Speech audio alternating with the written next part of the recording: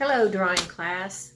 Here we are, week 3. I hope everybody's doing great and staying safe and staying well. And hopefully you've got all the necessary things out of the way and now you have time to draw, like I do. I've been painting.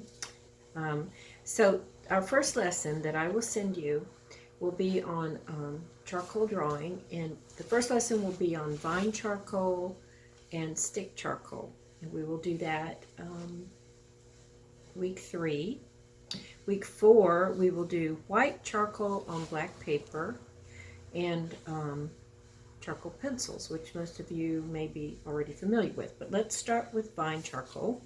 You know that it looks like this, and it is, of course, burnt either willow or grapevines. And it comes in soft, medium, and hard. I like the soft.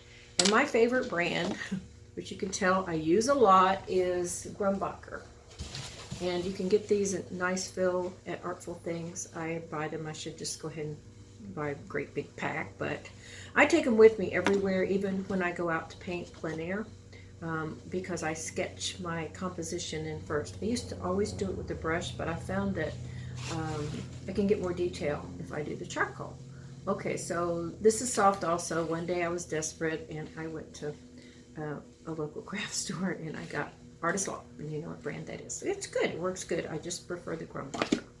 Okay, so the thing about vine charcoal that I like, the reason I use it a lot, is because you can actually sketch and paint over it.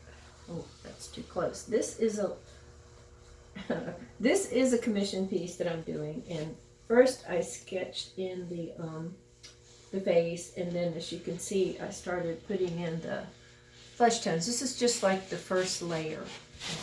This is a little dark skinned girl and she had red hibiscus in her hair, beautiful child. So I've just begun this, and this is charcoal on the canvas, and so I erased some of it out already because I got it too dark, and I won't really worry about the charcoal too much, but I just want to show you how vine charcoal you can really use it for a lot of different things. The other vine charcoal thing I want to show you, I think I may have shown you a picture or something. This is actually, the whole portrait is done with vine charcoal on canvas on top of a golden paint paste. So this is what you can, how far you can go with it. It's just little vine charcoal, but you can do a lot with it. I like it, of course. So then you'll have like an activity to do in the lesson that I send you. And the second lesson, you'll be using stick charcoal. Stick charcoal is really great for like setting a ground like we did with a pencil. You can do it with charcoal too, and you can get a lot more lights and darks with it. And you can use it for large objects. You don't get a lot of detail like you can do with the vine. Here's one I did just to illustrate. The lights and darks, and just with the vine charcoal, just something really loose to show you. And I smudged the background with paper towel. You can do it however you want, except I do warn you against using your fingers, because sometimes you can't erase over it, or you can't go back over it like you would like to. So just do recommend a paper towel or your Torte. Which leads me to the other tools that you'll be using in the lesson. First lesson, of course, we have our blending sticks for Tortes. We have these little small ones.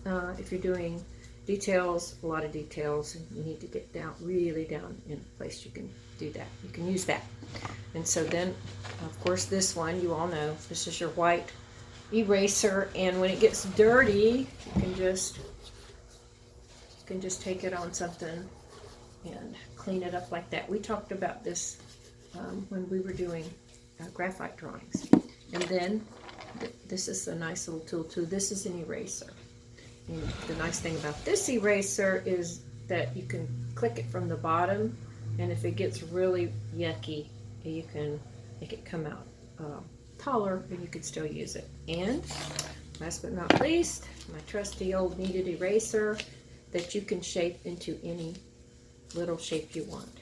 Sometimes it doesn't pick up the really black charcoal, but it's great for vine charcoal. So I want you to notice I wear gloves. Charcoal's really messy, and a dark shirt and an apron. It can make a mess. Now when you finish your sketch, if you have something you really, really like, you'll want to spray it with a fixative.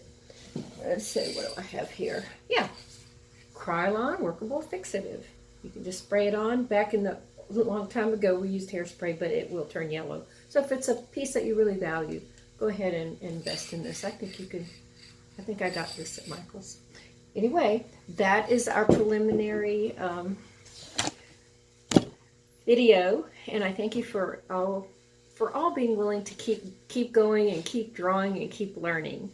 And thank you for being patient with me, because I'm learning too how to use the different media for this remote learning. I tried Zoom, but then I read there's some problems with security on that site. So I'm going back to, I'll be sending you emails, slides that I've created, and lessons that I've created. And some I have borrowed from other people, but I think you'll find them useful.